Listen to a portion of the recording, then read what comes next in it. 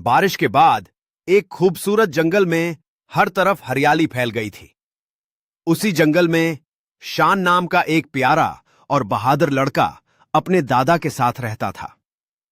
शान को जानवरों से बहुत मोहब्बत थी, खास तौर पर एक नन्हे हरन से जिसका नाम चमकू था। एक दिन चमकू अचानक जंगल से गायब हो गया।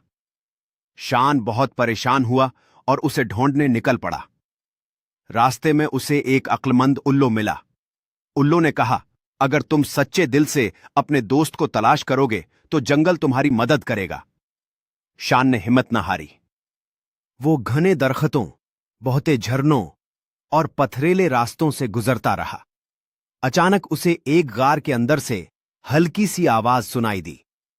वह जल्दी से गार में गया तो देखा कि चमकू एक बड़े जाल में फंसा हुआ है। शान ने फौरन लकड़ी से जाल काटा और चमकू को आजाद कर दिया। चमकू को खुशी से उछलने लगा।